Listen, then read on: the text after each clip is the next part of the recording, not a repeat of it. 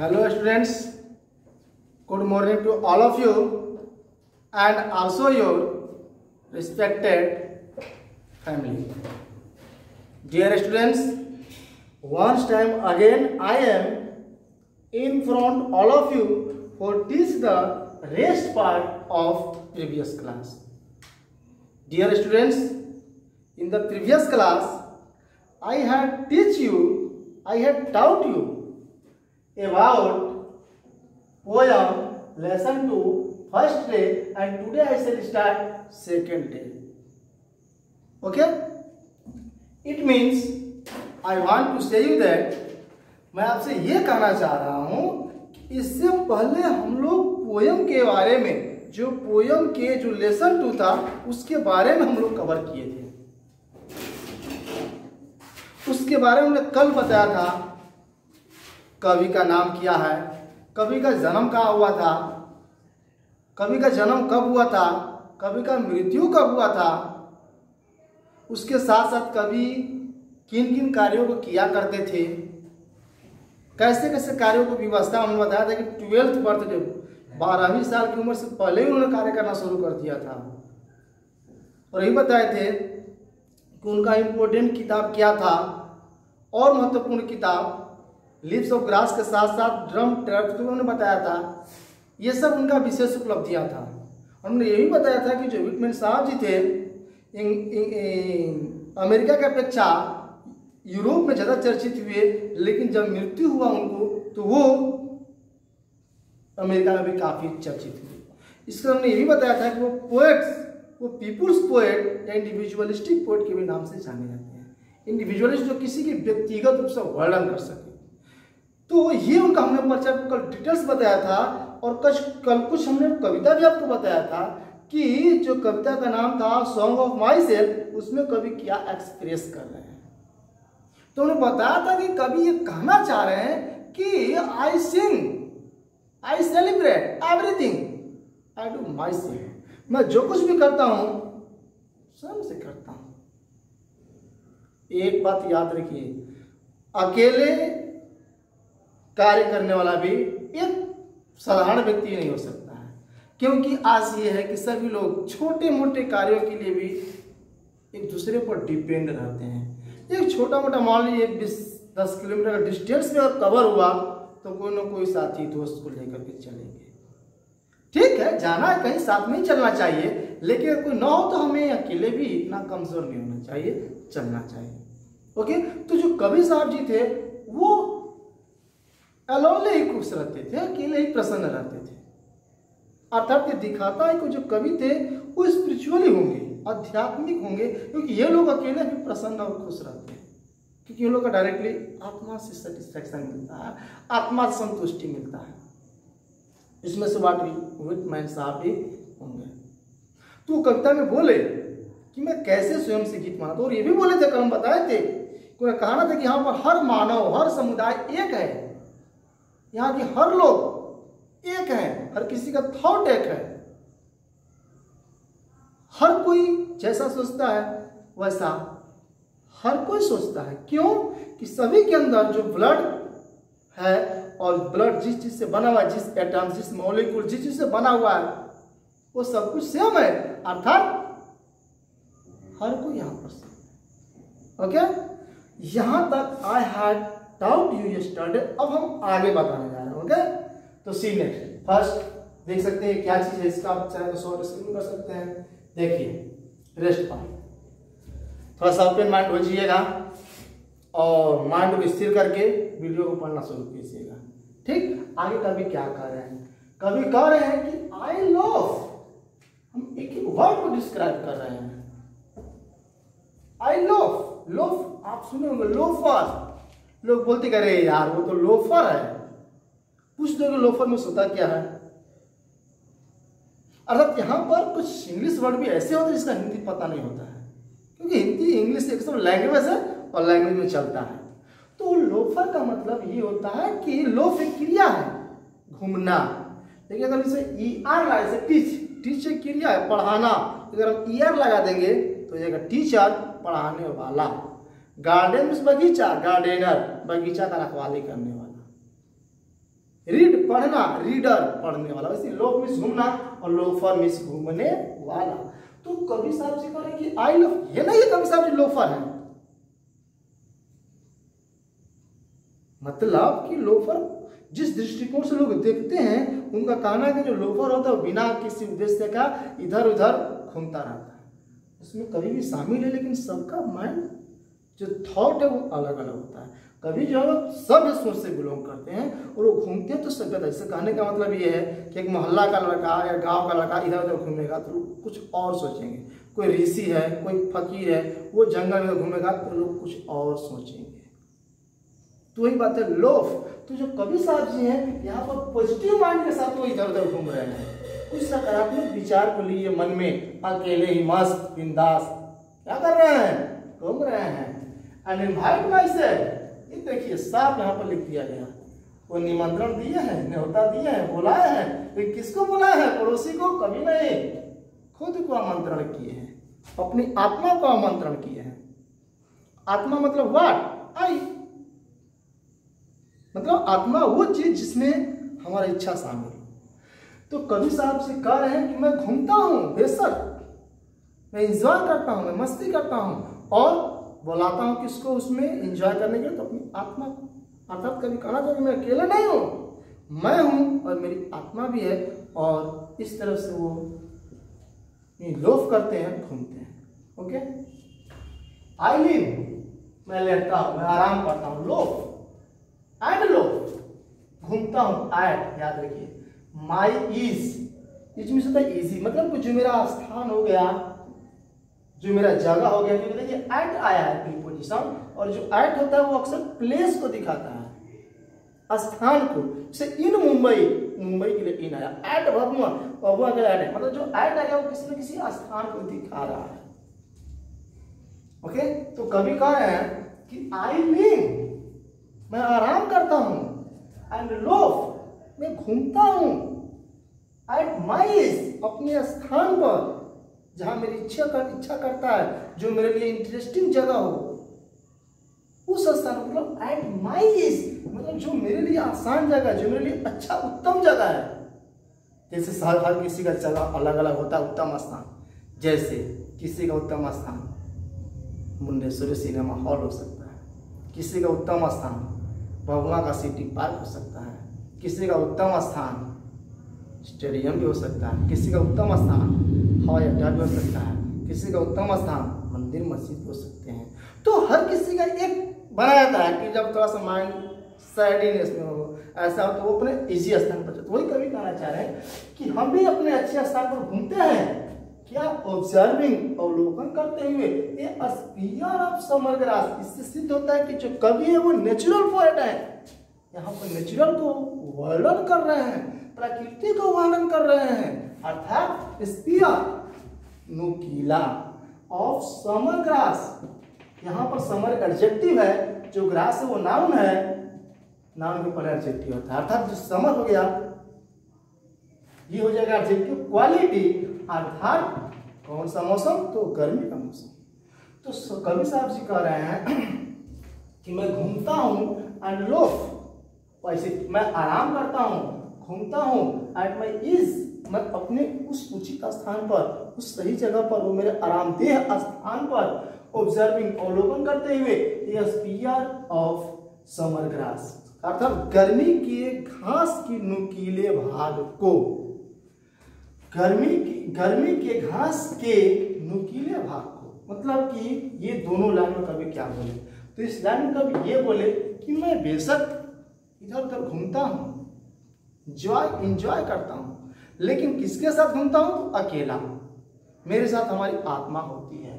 और मैं अधिकतर मैदान, फील्ड जो हो गए, मैं फील्ड में घूमता हूं, और वहां पर जो गर्मी का जो छोटे छोटे जो घास होते हैं, हरियाली होती है, उस हरियाली के ऊपर नुकीले भाग पर ये घूमते हैं, टहलते हैं, उसका अवलोकन करते, देखते हैं क्या सुंदर दृश्य है, क्या सुंदर नजारा है।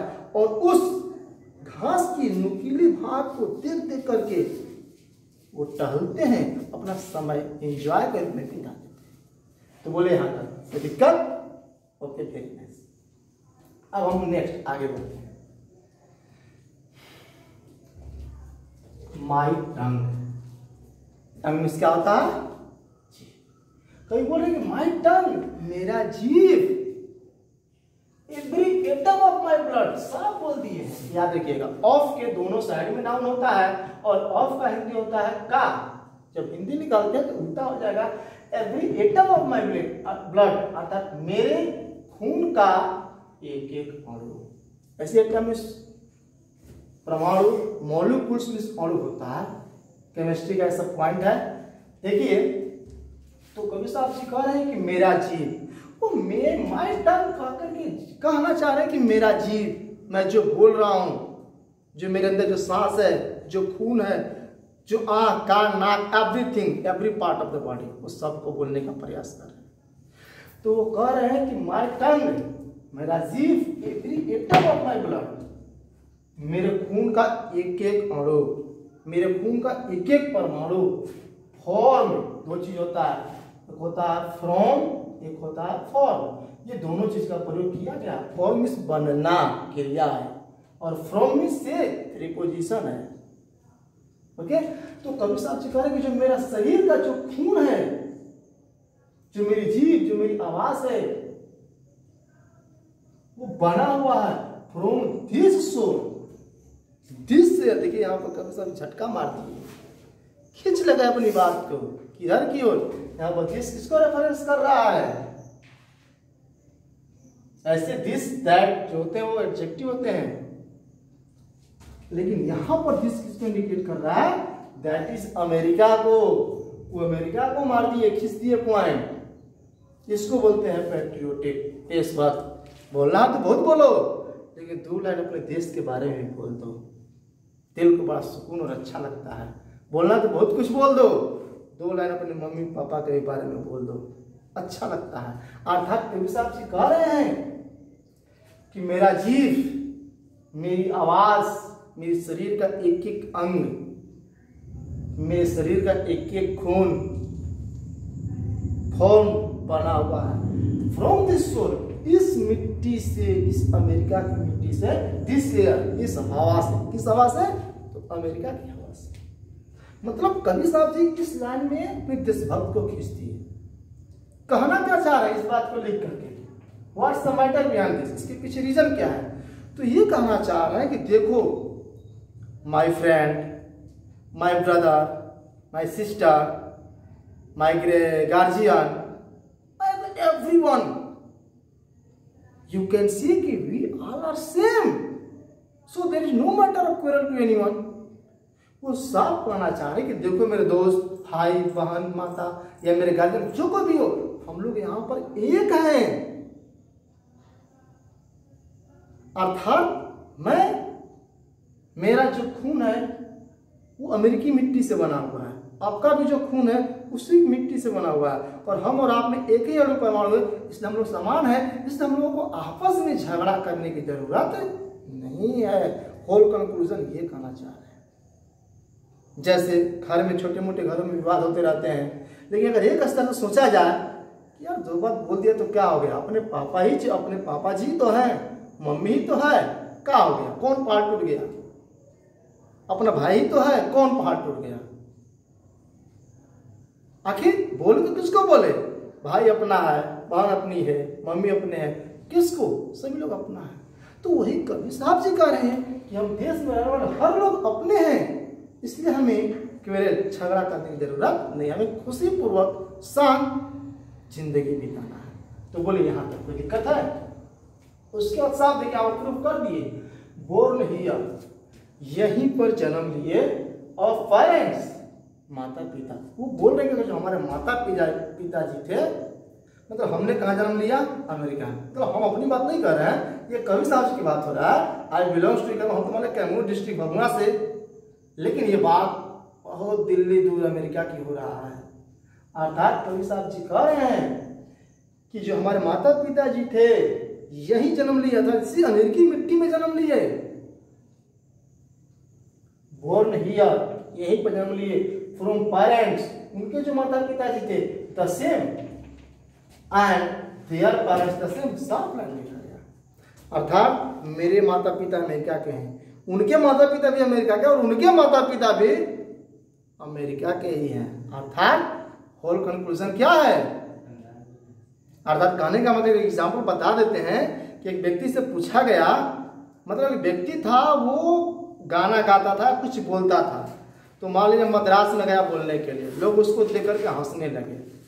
उसके बाद मान लीजिए हरियाणा में आया, यहाँ पर भी आकर के लोग देख करके हंसने लगे। उसको मान लीजिए और किसी सिटी में गया, वहाँ भी जाकर के लोग हंसने लगे। एक बार और किसी सिटी में गया तो वहाँ पर लोग पूरा एकदम दिल खोल कर जोर जोर से हंसने लगे। तब बेचारा अंतिम में उसको बोलना पड़ा कि भाई देखो, वहाँ पर गए, वहाँ पर लोग हमको देखकर हंसने लगे, यहाँ पर गए, यहाँ भी देखकर लोग हमको हंसने लगे, वहाँ गए, वहाँ भी हमको लोग देखकर हंसने लगे, और यहाँ तो पूरा जोर जोर से हंस रहे हैं। इससे सिद्ध होता है कि पूरा हिंदुस्तान एक है। अर्थात कवि साहब जी कहना चाह रहे हैं कि हमारे माता पिता, उनके माता पिता, उनके माता पिता, सभी लोग इसी अमेरिकी मिट्टी से बिलोंग करते हैं। अर्थात सभी लोग एक हैं। हमें आपस में किसी के प्रति वैमनस्य, घृणा, जलन, ऐसी भावनाओं को परित्याग कर देना चाहिए और खुशीपूर्वक जिंदगी जीना चाहिए। आगे देखिए, बोले यहाँ पर कोई दिक्कत है? कोई दिक्कत? Thank you. अब हम आगे बढ़ते हैं। आई नाउ 37 ईयर्स ओल्ड, यहाँ पर कभी खुद को बोल रहे हैं 37 ईयर्स। मैं कितना साल का हो गया हूँ? 37 साल का। ये मैं अपने लिए नहीं बोल रहा हूँ, कवि साहब जी बोल रहे हैं कि भाई आज मतलब जब ये कविता प्रकाशित हुआ, जब वो लिखे होंगे तो जाहिर सी बात है कि कवि का उम्र 37 साल होगा। तो वो कह रहे हैं कि आई नाउ 37 ईयर्स ओल्ड, मैं भी 37 साल का हूँ। इन परफेक्ट हेल्थ, विशेषता क्या है? उनका हेल्थ फिट, कोई दिक्कत नहीं है।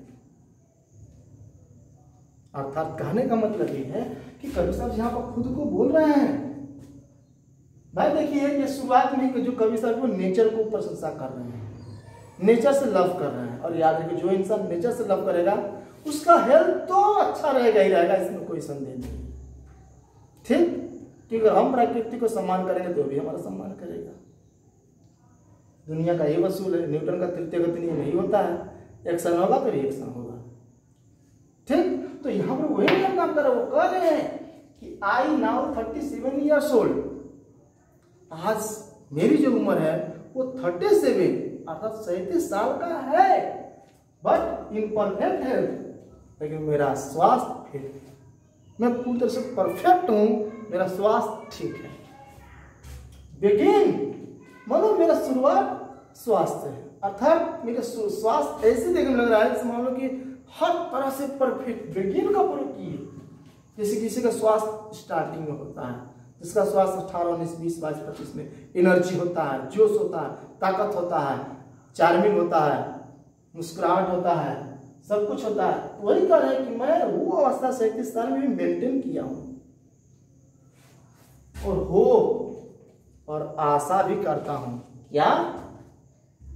टू सीज, जो सीज में होता है किसी का वो काम सीज कर दिया गया, वो दुकान गाड़ी सीज हो गया, मतलब काम बंद हो गया, तो कह रहे टू सीज, हमारा स्वास्थ्य सीज होगा। नॉट, नहीं, कब तक? Till death.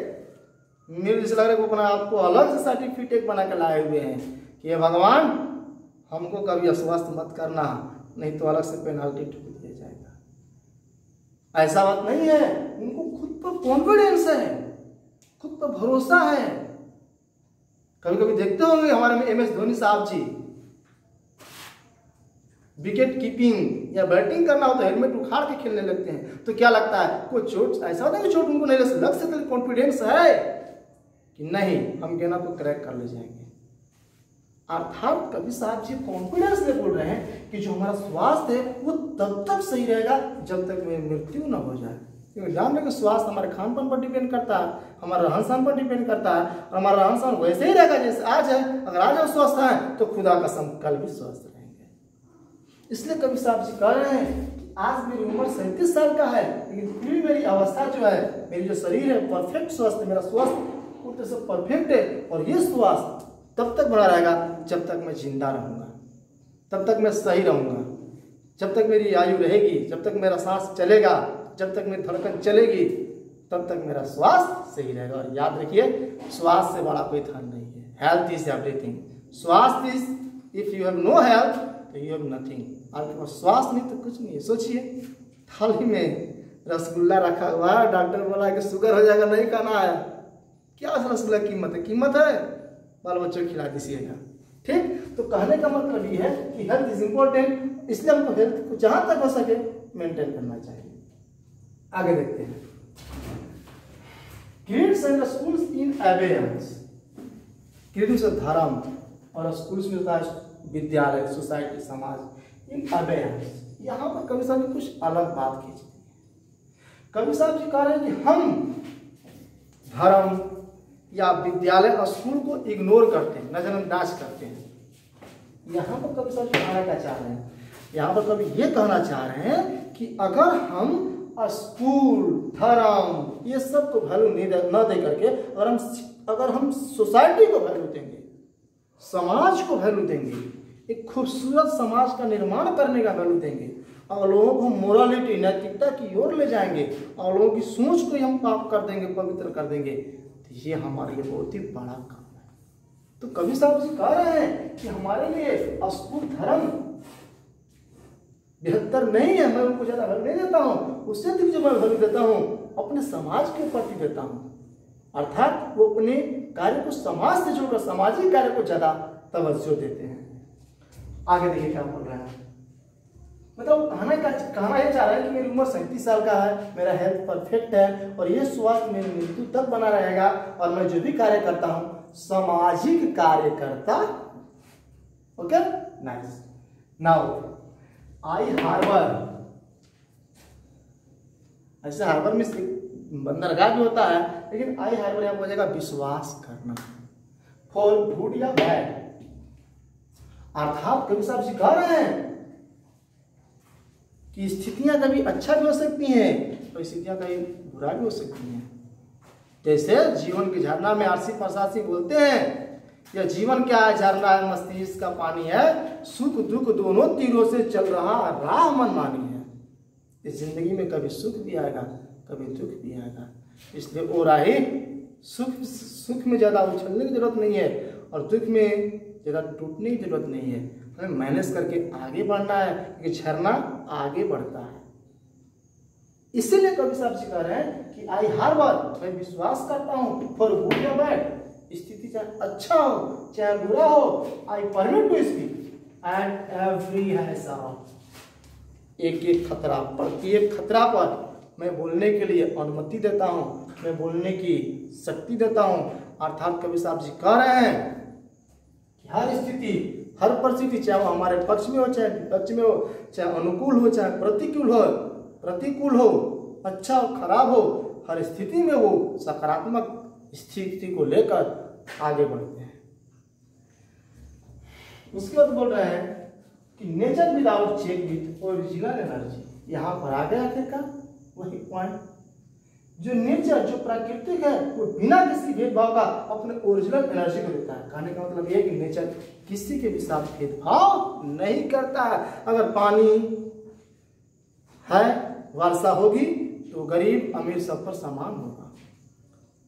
सूर्य का प्रकाश पड़ेगा तो अमीर गरीब, जानवर बड़ा छोटा सब पर समान पड़ेगा। हवा बहेगी तो सबके लिए समान बहेगा। इसलिए प्रकृति का भेदभाव नहीं करता। तो यहाँ पर कभी बहुत ही मार्मिक बात खींचे है कि भाई जब प्रकृति हमारे इतना भला, इतना हमारे साथ अच्छा बिहेव करता है, तो हम उसके साथ क्यों दुर्व्यवहार करें? अर्थात हमें प्रकृति के साथ छेड़छाड़ नहीं करना चाहिए। चाहे वो हमारी हवा हो, चाहे मिट्टी हो, चाहे वृक्ष हो, जल हो, हमें हर किसी की जहां तक हो सके, आज के समय में भाई देखिए, थोड़ा सा हम एक्स्ट्रा बोल दे रहे हैं। कहने का मतलब है कि थोड़ा सा आज लोग अपनी व्यवस्था के लिए हर घर में समरसेबुल वगैरह लग जाते हैं। ठीक है, गलत नहीं है, लेकिन हम लोग क्या करते हैं, उस पानी को इतना मिसयूज करते हैं कि सुबह सुबह रोड धोना शुरू करते हैं तो आधा एक घंटा तक धोते ही रह जाते हैं। एक छोटा सा स्थान को धोना है तो वो स्टार्ट रहता है।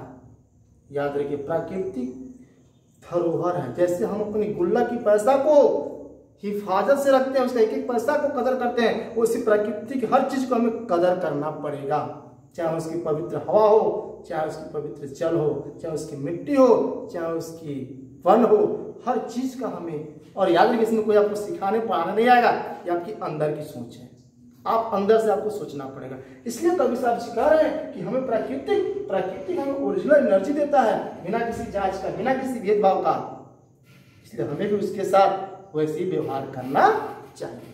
बोलिए, पूरा करता समझ आया? कोई दिक्कत? Thank you. हमने 2 पोएम को कंप्लीट कर दिया। हम चाहेंगे आप दोनों पोएम को पढ़ लीजिए। पहले आपको पूरा चैप्टर पढ़ा दे रहे हैं, उसके बाद हर चैप्टर का आपको समरी लेकर के आएंगे। थोड़ा सा और देखिएगा, लास्ट में true false. True false, first question है, the poet enjoys himself and sings for the self. Self is the self. जो कवि हैं वो अकेले स्वयं अपने आप से ही एंजॉय करते हैं, गाना गाते हैं, तो ये हाँ जो सेंटेंस है ट्रू है, वो स्वयं से खुश है। Next question, the speaker is different from other. क्या जो कवि है, स्पीकर, स्पीक मींस बोलने वाला है, स्पीकर, लिसनर, स्पीकर, तो जो कवि है वो क्या दूसरों से भिन्न है, दूसरों से अलग है? नहीं, ये किसी भी तरह से दूसरों से अलग नहीं। साफ बोल रहे हैं कि हम सभी लोग यहाँ पर समान हैं, क्योंकि सबका ब्लड एक है। The poet discuss nature's beauty. क्या जो कवि हैं वो प्रकृति की सुंदरता को अवहेलना करते हैं, उसका इज्जत सम्मान नहीं करते हैं? ये सेंटेंस फॉल्स है। अर्थात कवि डिस्कार्ड्स नेचर्स ब्यूटी, जो सेंटेंस दिया गया है वो पूरी तरह से गलत है। उसके बाद every atom of blood is the same in all human being. पूरे मानव जाति में एक एक अणु, खून का जो एक एक अणु है वो समान है, वो सही है, ये ट्रू। अर्थात कवि स्वयं से खुश है, सही है। जो कवि हैं वो दूसरों से भिन्न है, ये बात सही नहीं, ये गलत है, फॉल्स है। उसके बाद जो कवि साहब जी हैं वो सुंदरता की अवहेलना करते हैं। ये जो बात लिखा गया है उनके बारे में बिल्कुल गलत लिखा गया है, फॉल्स है। और जो भी मानव है, हर एक के अंदर जो खून का जो अणु परमाणु है वो समान है। Next, the poet is associated with a particular school of thought. क्या जो कवि साहब जी हैं वो विद्यालय की विशेष विचारों से संबंध को रखते हैं? बताइए, विद्यालय की विशेष विचारों संबंध को रखते, तो ऐसा बात साफ बोले कि हमारा लाइफ सोसाइटी के लिए, समाज के लिए, हम कुछ धर्म संप्रदाय या कुछ चीजों के लिए हमारा कार्य है। क्योंकि अगर समाज सही रहेगा तो हम भी सही रहेगा, समाज में विपत्ति आएगा तो हम पे भी आएगा, इसलिए सामाजिक कार्य ज्यादा तवज्जो देते हैं। अर्थात the poet is associated with a particular school of thought, ये कुछ विशेष प्रकार के विचारों से जुड़े हुए हैं, तो ये बात फॉल्स, गलत है। ओके, उसके बाद the poet has overcome his grade. Overcome is विजय पा लेना। तो जो कवि साहब जी हैं वो अपने लालच पे विजय पा चुके हैं। हाँ, यस।